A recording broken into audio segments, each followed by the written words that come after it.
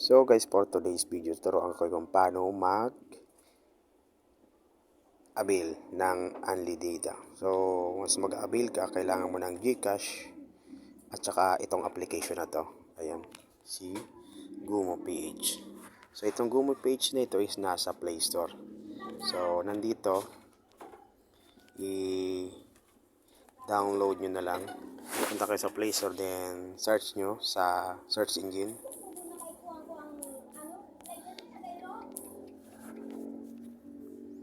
Pag ganyan, so ayan, so type nyo sa search engine, then open natin to. Dahil naka-download na tayo, i-open lang natin tong Gumo PH application.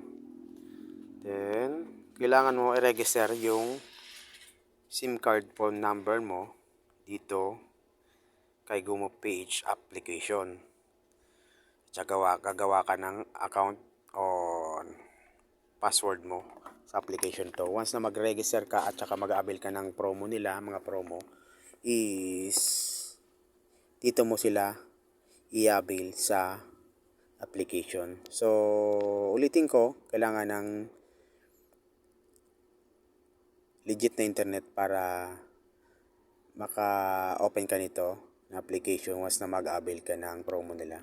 Then, yung promo po nila is every 15 days or quincenas.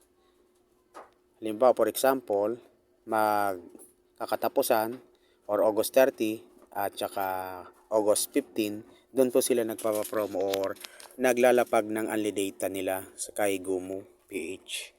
So, wala sila, siguro sa akin, sa aking observation is doon lang sila nagpapa-avail ng every cut-off or katapusan, quincenas katapusan. So, i-click lang natin to. So, ayan. Then, kailangan mo ba may balance ka. Pagka-click natin tong unli data, so, punta ka sa shop.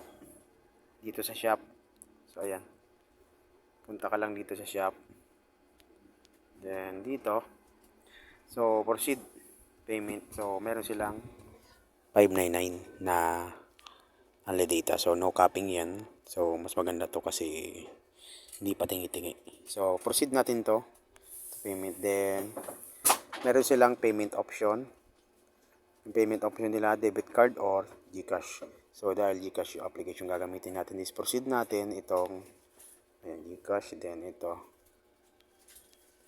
Then, proceed. At saka, mapupunta tayo sa ating in-attach na GCash.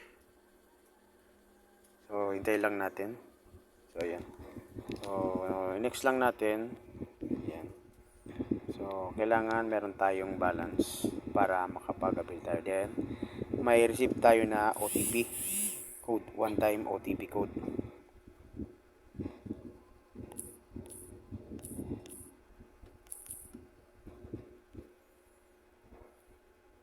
So, next lang natin. Yung SIM card mo kailangan naka-insert sa my phone or cellphone mo para ma-receive mo yung OTP code. Proceed lang natin tong next. Then, yung login to pay sa GCash nyo is yung password nyo. Yung secret password mo for digit pin.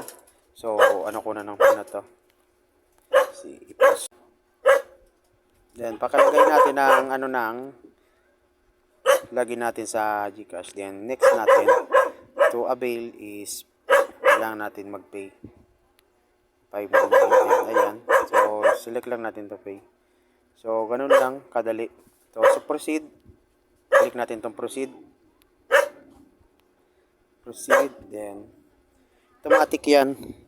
Pag yun. So, screenshot. Receive. So, nandyan na. Ganun lang kadali. So, back natin to shop. Then, home. Yun. So, valid for 30 days yung ano nila. Ayan o. So, ayan. So, meron din silang call and text na promo. So, depende sa i-avail nyo. Punta lang kayo sa shop. Nandyan yung mga promo nila. Every 3rd quincenas katapusan. Yan sila naglalapag ng unli data. Ayan. Meron naman kayo silang patingi-tingi. Ayan. So, ang pinakang much better is dito kayo sa Only Data para masulit nyo yung paggamit at saka want to sawa kayo.